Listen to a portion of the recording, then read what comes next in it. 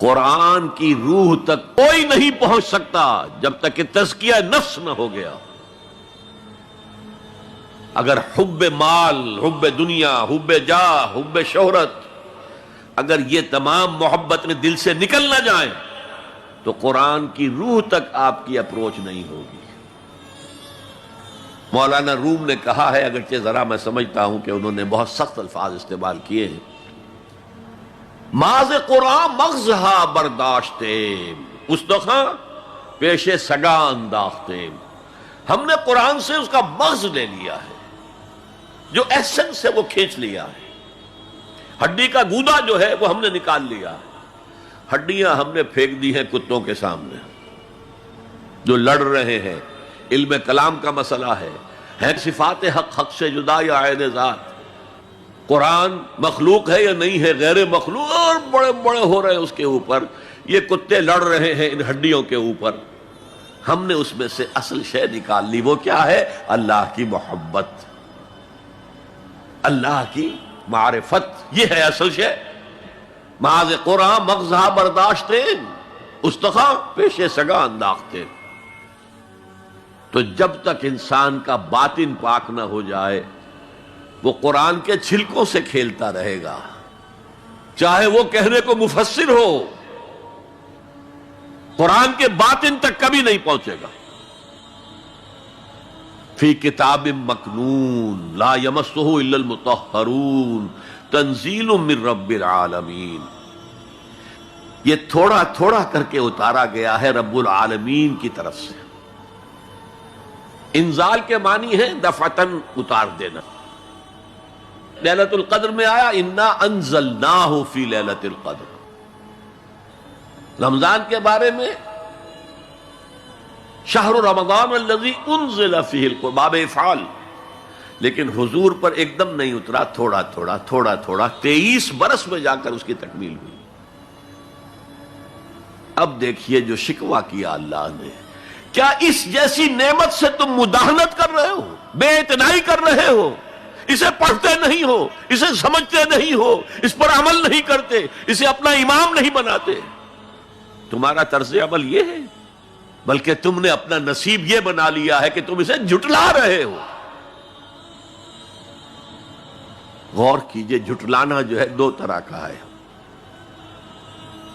ایک ہے زبان سے کہنا کہ یہ نہیں ہے، کوئی اللہ کا کلام نہیں ہے، یہ قرآن وغیرہ جھوٹ، سب اساطیر الاولین ہیں، یہ محمد نے گھڑ لیا ہے وغیرہ وغیرہ، جھٹلانا ہو گیا۔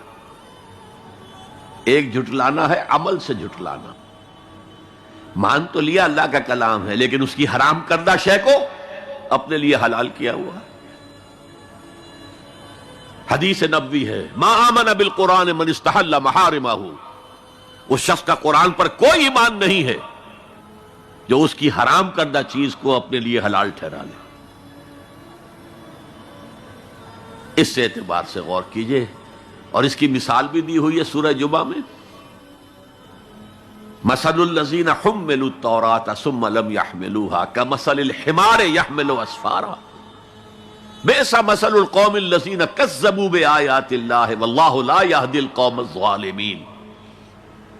مثال ان لوگوں کی جو حامل تورات بنائے گئے تھے اور پھر انہوں نے اس کی ذمہ داری کو ادا نہیں کیا، اسے قائم نہیں کیا، اس کے احکام پر عمل نہیں کیا۔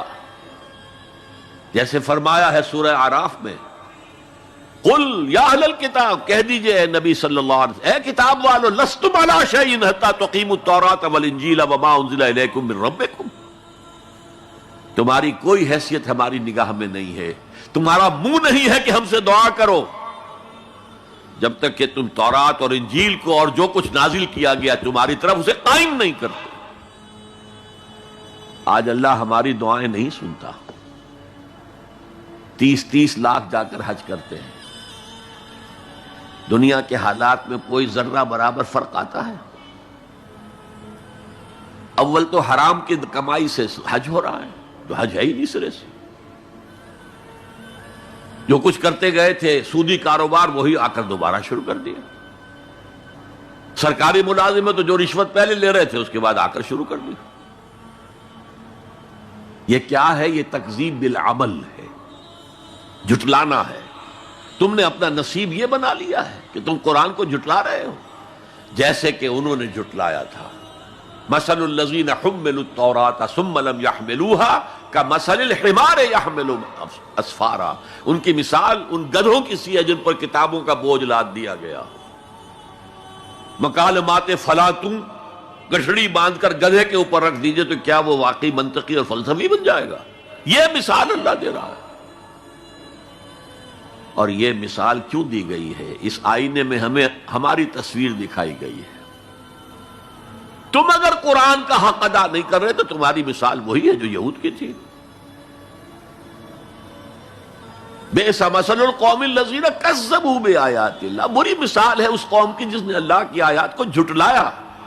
تو زبان سے تو یہودیوں نے کبھی نہیں جھٹلایا تورات کو، عمل سے جھٹلایا ہے.